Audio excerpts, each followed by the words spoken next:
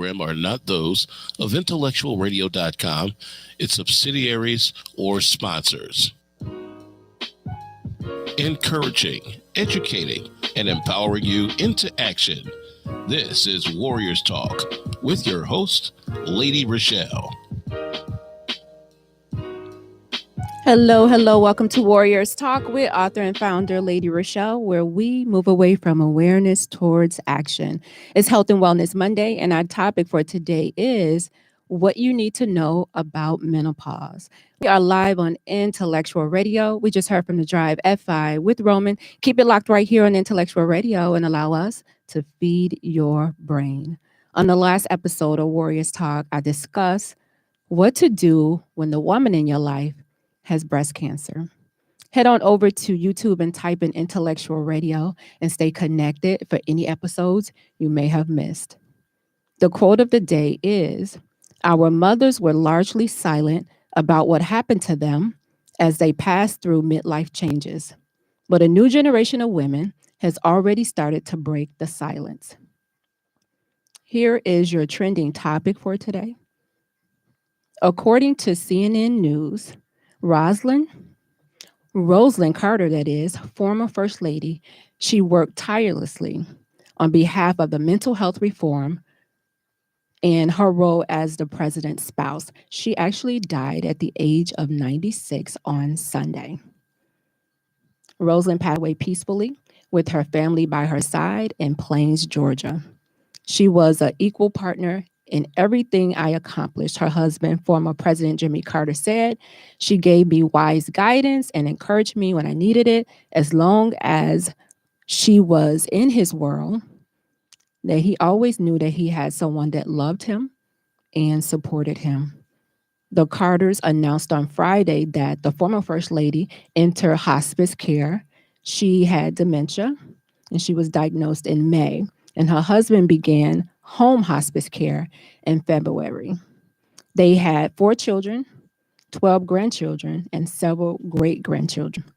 When the Carters left the White House in 1981, they returned to Plains, and they embarked on the longest and ambitious post-presidency in American history.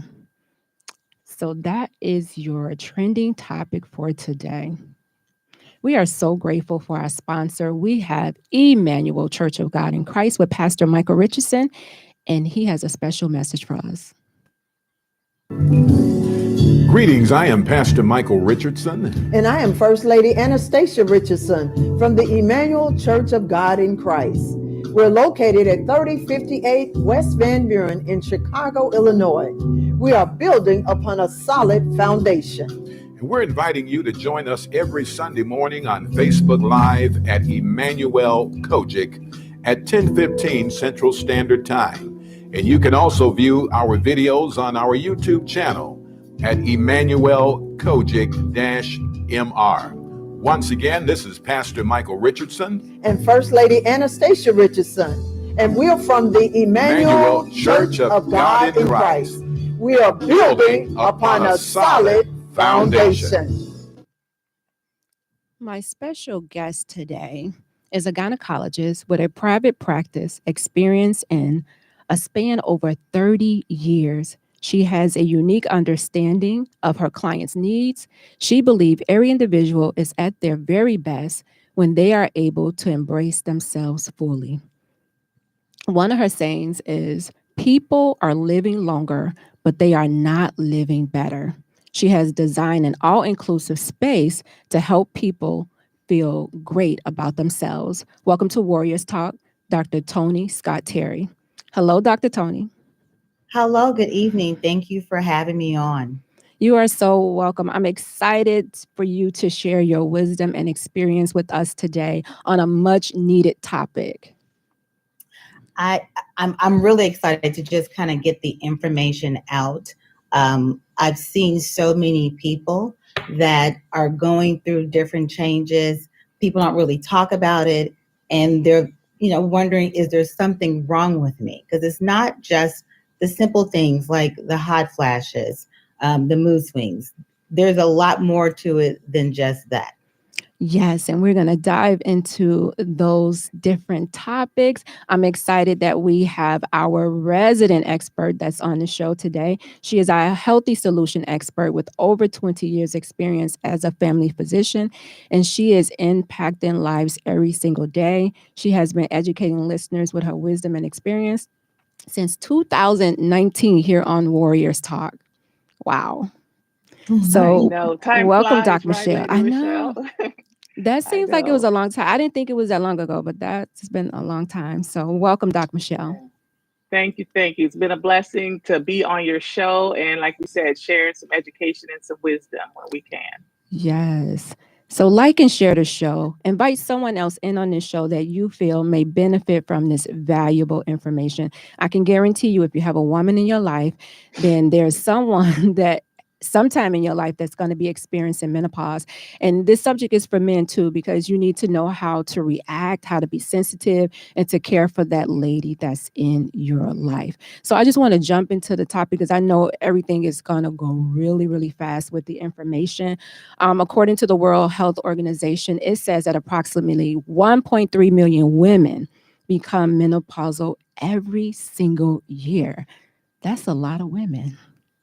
That's a lot of That's a women. lot. Yeah. So I just want to jump into what is menopause? And we're going to start with Dr. Michelle.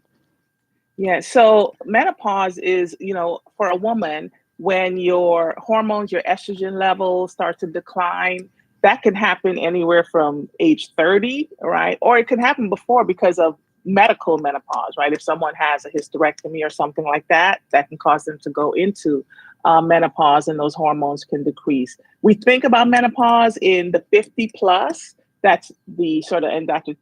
Tony can talk more about it. That's sort of the average sort of, okay, you're 50, you're more likely to go through those changes. When you said that we were talking about menopause today, I was like, this is a subject close and dear to my heart. And I can really speak on those symptoms and how it impacts your life. And like you said, there's millions of women who live with this every day. And when you started to say our parents, our mothers, our grandparents, our aunts never talked about it, right? But when we're going through it now, we can reflect on, oh yeah, well, that's why mom maybe was short with me or just, irritable or, fanning and turning the fan on and all of that. So it really hits home as we get older too. It does. It does. Dr. Tony, according to the World Health Organization, it estimates that more than 50 million women in the U.S. are over the age of 50, like Dr. Michelle said, and that's the average age that menopause hit. That is true. But one thing I want to say is that when your cycles are no longer occurring, usually I tell people complete 12 months. Now, the body doesn't always read the book. So you might be someone who at 11 months and 2 weeks, you get a cycle. So that has happened. Don't be devastated by it. But symptoms prior to that age where you completely stop having cycle begin. And that can start years before you actually stop having a cycle. So I just want people to know it's not something that, the cycle stops and everybody isn't the same. Some people have symptoms. Some people have a variety of symptoms. Some people sail through it without any issues at all. God bless those people. But for those of us who, because I'm in that same age range as well, for those of us who have experienced symptoms, for some people, it can be devastating. So it is just to let them know there are things that can be done, what's normal, what's not normal. So those are things that we really want to make sure people are aware of.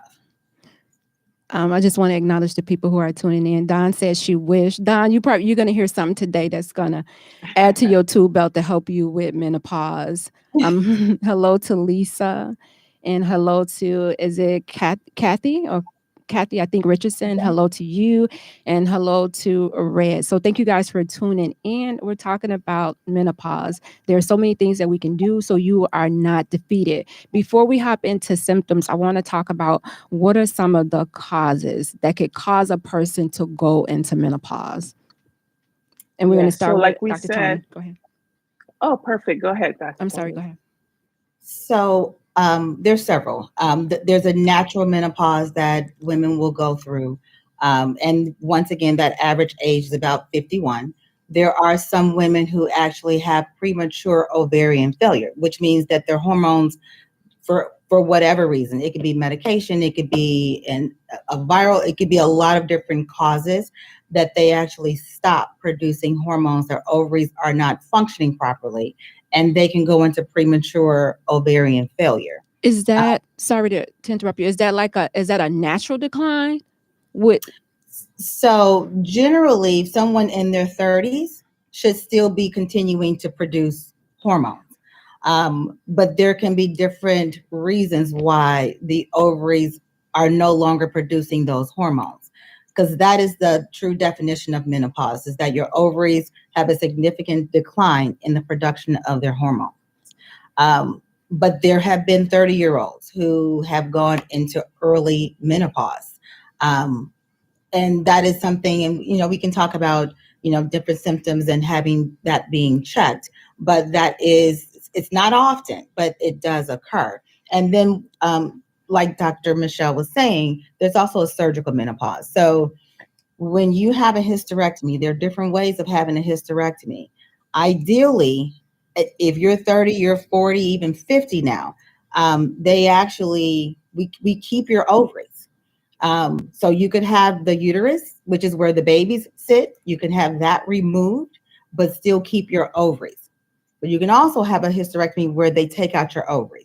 If they take out your ovaries at whatever age, that is a surgical menopause, and you will go into menopause immediately because now the ovaries are no longer present. Talk about those individuals that go into, I want to say, premature menopause because of, chemo or radiation.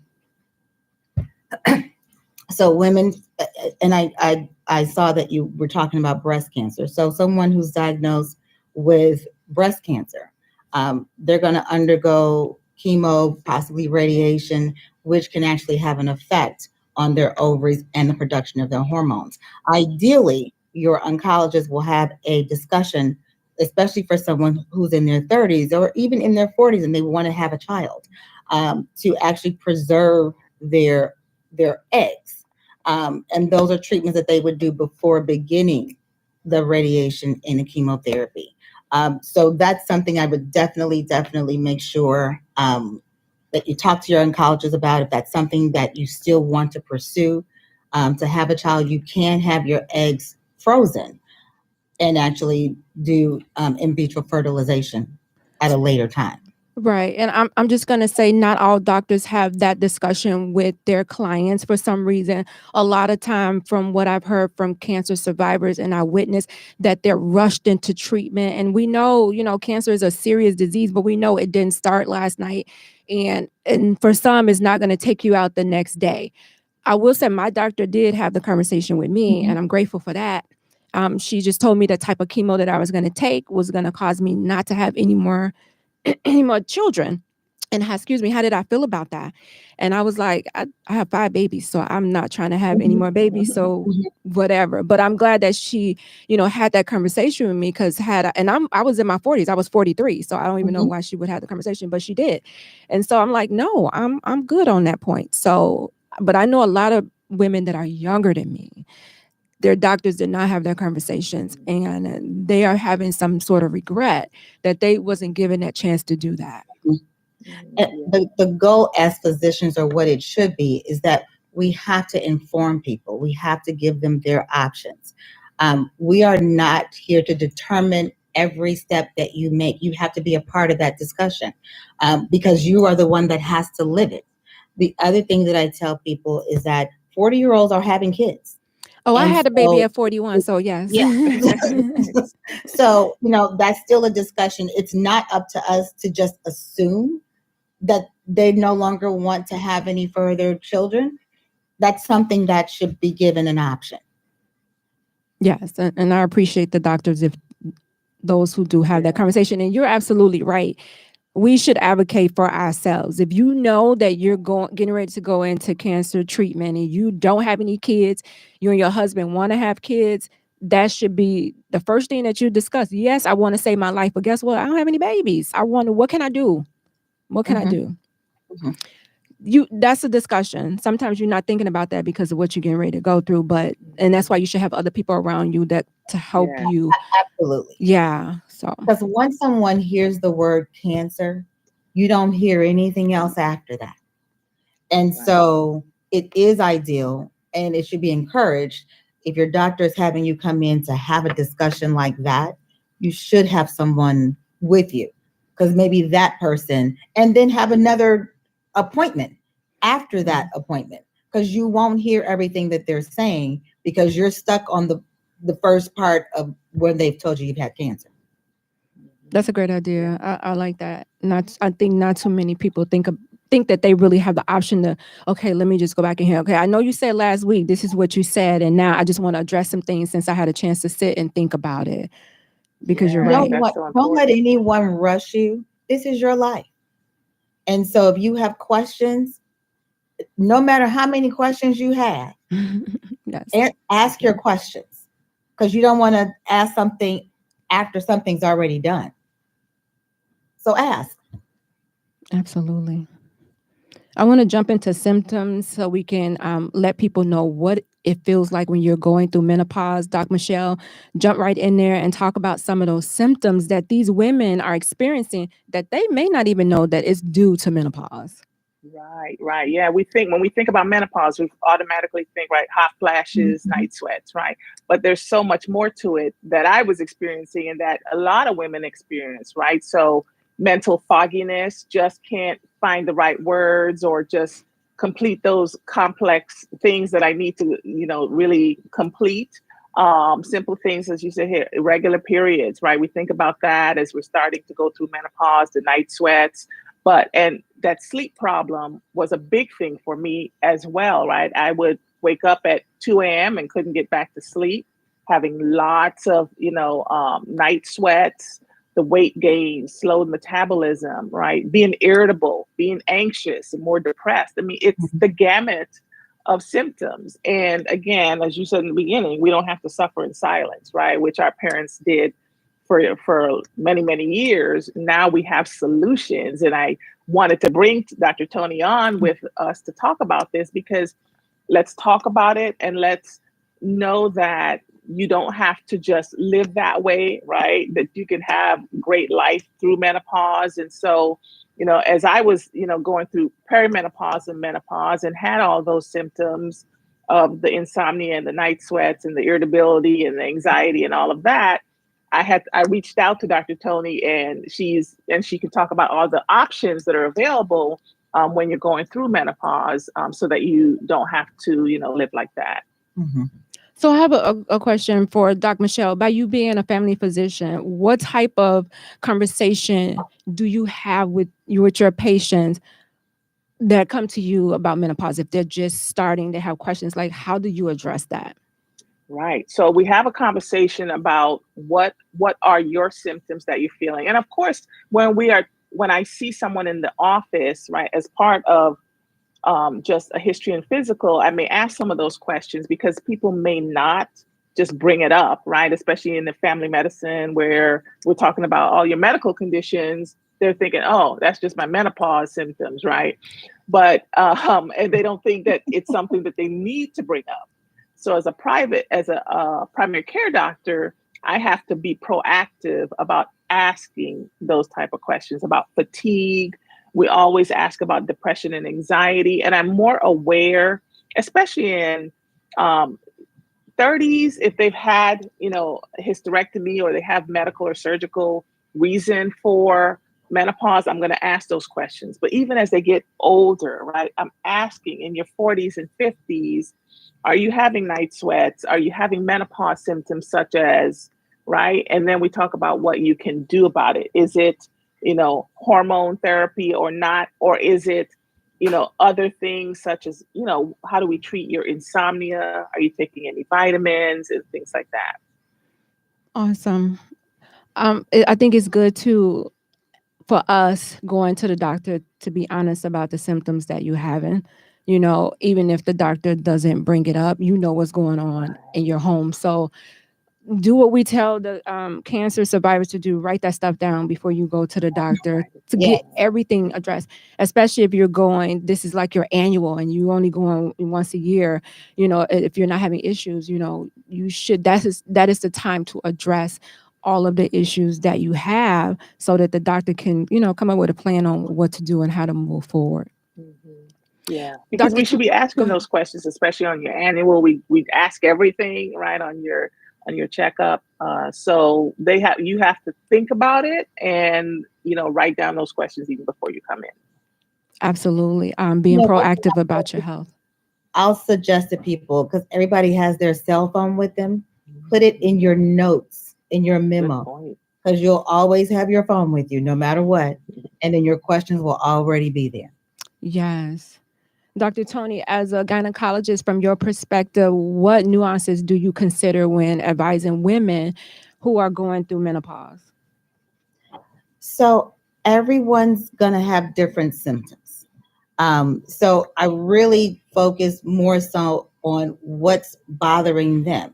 Like I have some clients who they have low libido or they, you know, but it's not a problem for them or their spouse.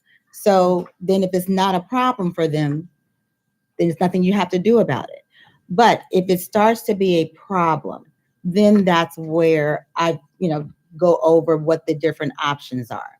I mean, there could be anything from, like, I've had people come in who thought they were developing Alzheimer's because they couldn't remember simple things like, you know, I'm coming up with this name and I cannot remember that name.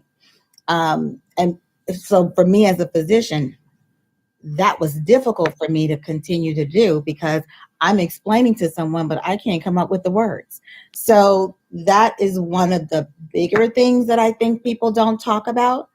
The hot flashes is something that a lot of people experience. The insomnia, the night sweats, those are things that are more common. People will start to have vaginal dryness. I didn't even realize this, but the anxiety and your sense of well-being changes when those hormones start to change. So it's just a lot of different things, and it just depends on what's bothering that person. And then we try to address it from there. Well, Dawn said memory is difficult at certain times of the month. And then she also said solutions are limited for breast cancer survivors. So it is. And they're doing certain studies. Estrogen is not going to be something that's going to be on the table for someone who has had breast cancer. But there are other options that people can do. And once again, it also depends on what their symptoms. If you have vaginal dryness, there are lubrications that you can use. There are vaginal moisturizers, which are different than lubrications, that actually help with improving the vaginal dryness. There's vaginal rejuvenation that actually helps with the tissue. So there's a lot of different options. It just depends on what's bothering you. I will tell you that if you have hot flashes, caffeine, spicy foods, alcohol are going to make them worse. So all my favorites. So dietary things can be something that may be able to help some of those symptoms. That was one of my questions for Doc Michelle. How does your lifestyle play a role in managing those symptoms? Yeah, she's absolutely right, because I know when I have a glass of wine and I love spicy foods and all those things that she mentioned, I can definitely tell the difference. And so you do have to sort of make some changes. I believe smoking can be a factor as well. Mm-hmm. So there are lifestyle things that you have to incorporate to help with those hot flashes, especially. Yes. Dawn says extremely dry skin and dehydration. Yes. Yeah. Staying hydrated is key too. Yeah. Not with your alcohol, but with your water. Because of course alcohol is dehydrating. Yes. I would say how I know that I was going into menopause and I was really in denial, like this is not happening, was when I had the chemo, my cycle started coming once a year. So for like 4 years, it would come the same month that I started the chemo. Mhm. And then once I got to the age of 51, because I was diagnosed at 43. So up until 51, it would come once a year. And then at 51, it just stopped. So I'm like, oh, okay. So that was the only You thought symptom that was it, right? that was the only symptom that I had, like, because I don't get the hot flashes and all the other things. So I was thinking like, well, maybe I'm not, but the absence of the period for the 12 months lets me know that, yeah, you are in menopause. Yeah, and then she said you can have symptoms before the cycle completely ends, right? You could still be having normal, regular periods and still be having some of those, sort of perimenopausal symptoms. And so sometimes we don't correlate the two because you're still having regular cycles, right? Is it getting you ready for menopause? It's just your hormone levels are changing. It's going down. So they haven't declined to the point where you don't have a cycle, but they have declined enough that some of those symptoms are starting to become. Does the cycle change?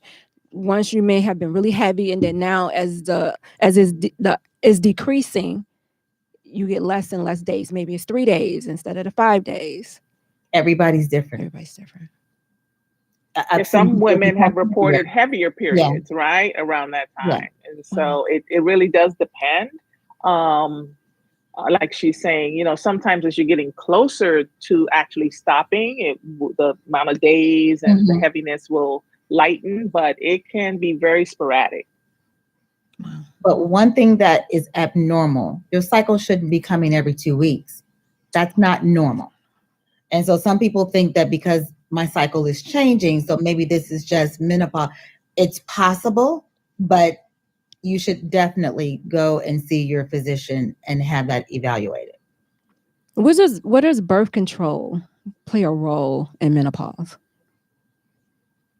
So until you are in menopause, you can still become pregnant. So even if you're not having a regular cycle, if it's once every 3 or 4 months, you may ovulate on that 4th month, and then you have a late blooming blessing.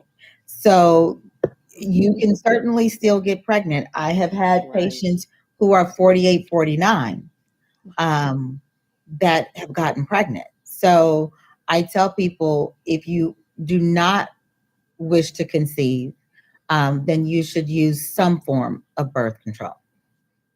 Okay. Dawn said she just had 12 months without a cycle in October, and she's getting cramps certain times. Is that normal? It can be. And I know now they even have a test that you can do over the counter to check to see where you are with menopause. And sometimes those levels, it's called an FSH, but sometimes that level can fluctuate. So I tell people, generally, if your FSH level is over 25, 30, by the lab standard, that's technically menopausal. And you can ask for your physician to actually check your levels to see where you are. And that's a good point, right? Because sometimes we don't know to ask for that, right? And doctors aren't necessarily checking for that just regularly. And so you do have to be educated, as we're doing now, so that you can even go in, and if you're having symptoms and they haven't been checked, that you can ask your provider to check that for you, so you have a more definitive answer. And then you can have those discussions about what do we do now. Yes. If you are just tuning in, we are live on Intellectual Radio, and we're talking about what you need to know about menopause. We have Dr. Tony and Doc Michelle, and they are actually dropping some gems for you guys. So make sure you share the show out with someone else that again, that's going to benefit from this valuable information. I wanted to, my next question is for Dr. Tony, and this is about what type of interventions do you recommend or treatments that you recommend to anyone when they come to you with like specific symptoms for menopause? So it can be, I always talk about just dietary changes, health changes, exercising. So those are number one. No matter what other treatments we do, that's something that we still want to keep in mind and put in place. I do still write prescriptions for, someone who's having severe hot flashes all day long. They can't function. They're sitting in front of people perspiring and it's affecting their lives. I still will write for estrogen prescription. What I do tell people is that the risk is small. I'm not going to say that there is no risk, but there is, it is a small risk, especially you have to kind of weigh the pluses and minuses versus your well-being, your life, versus the risk of actually getting a cancer from estrogen. But it's small. It's probably less than 3%. But the other thing that I tell people, I know people talk about, there was a study that was done. Those patients with estrogen, what I think people don't realize, it was the patients who actually was on estrogen and progesterone that actually had the higher risk of breast cancer, not the patients who were only on estrogen. But you can only be on estrogen if you don't have a uterus. Okay. Was that confusing? It was, but okay. No, I mean, so confusing for me, Right. probably not for Doc, but for me. But there was a big study that was done years ago about, and which is why people are very concerned about getting breast cancer if they're taking estrogen. But the misunderstanding with the study was the people who were actually had a much higher risk of breast cancer, because progesterone is another hormone that we will actually do in combination with the estrogen to help alleviate a lot of the symptoms. But you have to have a uterus. If you still have a uterus, you have to take progesterone no matter what if you are on estrogen. Okay. Because if you don't, it increases your risk of having abnormalities in the uterus. So that's why it's important to have a discussion with Right. your gynecologist about the benefits and risks, right? Because we hear a lot about the risks of estrogen, but you have to understand the nuance of in those patients who have a uterus versus those that don't, and then patients who are on estrogen and progesterone together, which show the elevated risk of cancer, versus estrogen alone. But what she's saying is you can't be on estrogen alone if you have a uterus. So it can be confusing, but that's why you have to have that. You have to have that discussion and understand the benefit and risk for your individual situation, as opposed to just saying no. And the reason why I bring that up is because I've had people come to me and they still had a uterus and they were only on estrogen. And that shouldn't be. So if you are on estrogen and you are seeing a practitioner and you still have your uterus, you need to talk to them about receiving progesterone. Wow. That's some good information. So we have a question, and this is a good question. Does a woman's family history play a role in how early she begins menopause? Right. I believe there is some family history to that, right? But again, our parents didn't really talk about it, so we may not even know when they went through menopause. But kind of genetics, family history plays a little bit of a role in that. So it's important to have conversations with your mom, right? To understand, so you can kind of get a sense of what you're going to go through or what you're going through now. I do remember my mom having a hysterectomy. That much I do know. And the only reason why I knew is because she had to be in the hospital for a couple of days and some people had to come over and take care of us. So we knew what was happening at that time. And I think I might have been God, I may have been like maybe 10. So she had it early. I mean, she had 7 kids, but yeah, I do remember that she had to have that done. Kim Simmons says, great conversation, ladies, with useful actions to remember. And that's important. Awesome. We want them to remember the actions on what to do. So we know that menopause is not just physical, but it affects the emotional and mental well-being of the women who are going through it. And so I wanted to know, how do you address some of these aspects with your patients? Yeah, so first it's understanding, right, that you are having those emotional symptoms.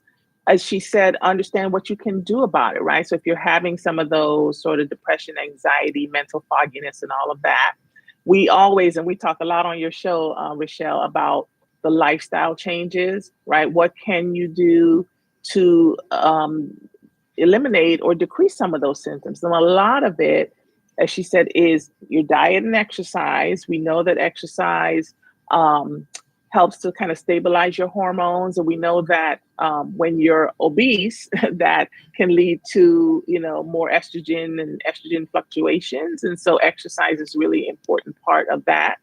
And then we can talk about what else can we do from, medical standpoint to help with some of those symptoms. But it's important, as you said, to recognize that it's not just physical, but there's this emotional component that we don't really talk about.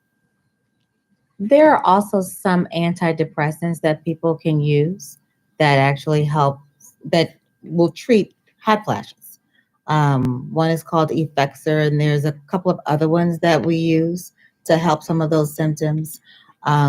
Some of the things and a lot of people don't talk about it, but I also offer testosterone to women because we do produce testosterone, and it actually does help with a significant amount of the symptoms that people will experience. Once again, there are other medications that we can, offer to patients depending on the symptoms that they are experiencing. Yeah, and the testosterone, as you said, Dr. Tony, can help a lot with the night sweats, and it can improve your hot flashes, as it did for me. It really, and can help your sense of well-being, your anxiety, and so it's important to have a good physician like yourself to talk to about it and to understand all your options that are available to you.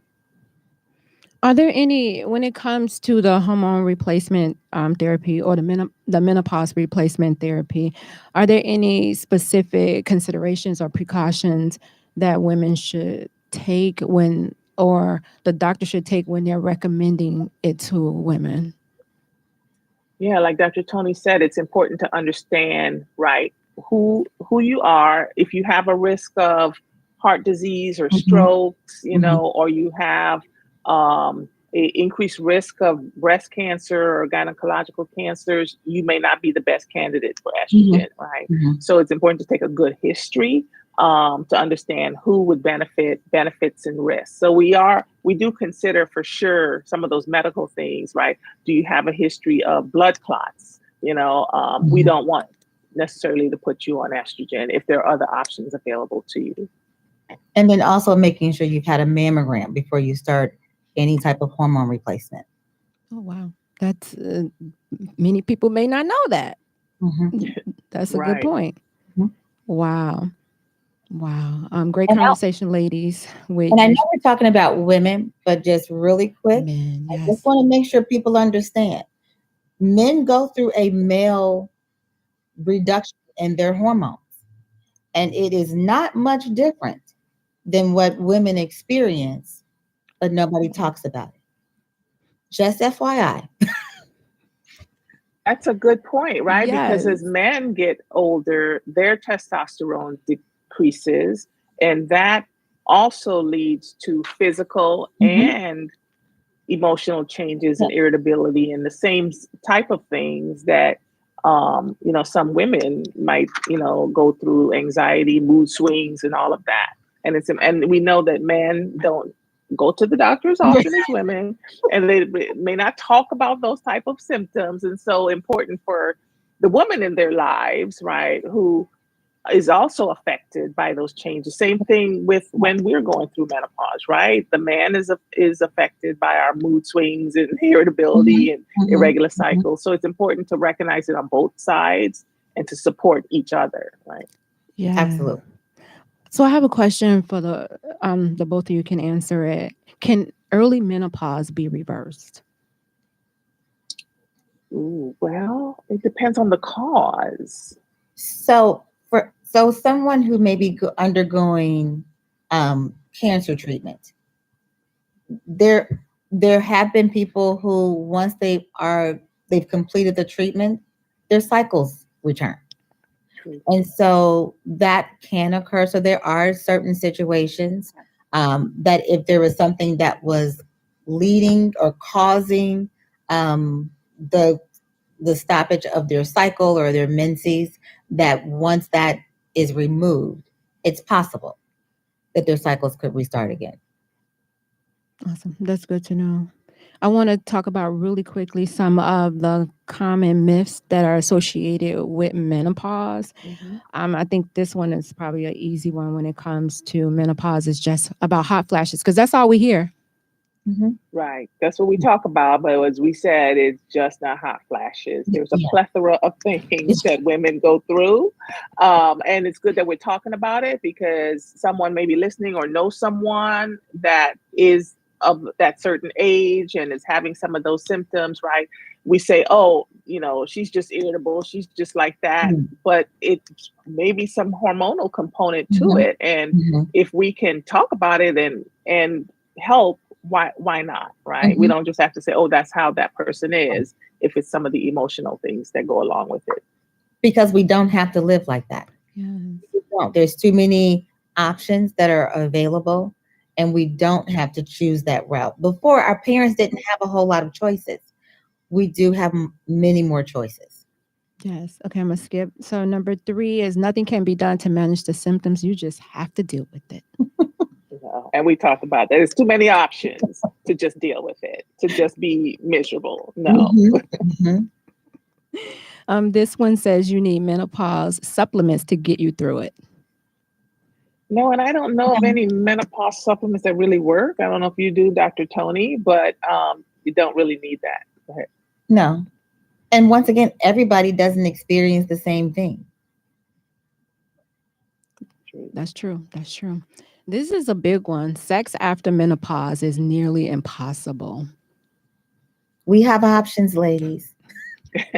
Right. And she talked about, the vaginal lubrication, moisturizers, vaginal rejuvenation. I mean, there's options available to address those things. And again, we're not talking about it, but I encourage the women out there who are having even that particular concern, to talk to the provider, to talk to Dr. Tony, because she certainly can help. Awesome. As we wrap this up, ladies, thank you so much. We need to do a part 2, because this was not enough time to get through everything. So I would love to do a part 2 to dive deeper into this conversation. But what I want to do right now is to ask that you give some words of wisdom, tell how individuals can stay connected to you, and how they can utilize your services. So I'm going to start with Dr. Tony first. So one thing my biggest motto is that we have a lot of choices, and I just want to make sure we are treating the whole person. And we have the options to actually live better than what our parents, we don't have to go through the same thing that they went through. So we opened up a wellness center that focuses on the total person. I still do gynae services, but we do a lot of wellness services and aesthetic services as well. So we would love for you to come and visit us. We are located in Tinley Park at Allure Laser and Med Spa. We're off of 183rd and Harlem. You can give us a call. Our number is 708-864-4988. But even if you don't come and see me, go and see someone to make sure you are addressing the concerns that you have, because we can be better. Awesome. Thank you so much. I appreciate Thank you, that. Dr. Tony, for joining us today. Absolutely. I was glad to be here. Great. I knew, like I said, when she said menopause and, going through it myself and talking to you, that I wanted to bring you on to really share your knowledge with the audience, because as you said, and you say time and time again, right, we've got options. We don't have to live like that. We can live better. We can have a better menopausal experience than our parents did. And so please, as she said, if you don't reach out to her, reach out to your own provider. We both have Facebook pages. If you have any, questions or concerns, you can also reach us there on Facebook. Thank you. Thank you so much again, Doc Michelle. I appreciate you for not only coming on every single month, but also inviting someone else to share their wisdom. So thank you so much. Absolutely. You're doing a great job. And anytime we can share some education and, as you said, move from awareness to action, we want to do that. Awesome. Thank you so much. You guys don't go anywhere. Coming up at 7 p.m. is The People Show with Mark Wallace and Charles Thomas. I appreciate you guys tuning in week after week. Don't forget that Warriors Talk is looking for individuals to come on and share their cancer journey. So if you know someone who would like to share their journey, just go ahead and inbox me on Facebook, or you can email me at warriorstalk1@gmail.com and be my special guest. And my last sponsor is Gloria Dotson with Mary Kay, and she is catering to all of your beauty needs from head to toe. So you can go to marykay.com/GDOTSON and tell her that Warriors Talk sent you. So I will leave you guys with these words of wisdom. The changes, the highs, the lows, and the normals, they are all powerful. Join me next Monday right here at 6 p.m. on Intellectual Radio. As always, thank you for tuning in to Warriors Talk with author and founder Lady Rochelle, where we are changing lives one warrior at a time. Thank you for listening to this week's edition of Warriors Talk with Lady Rochelle.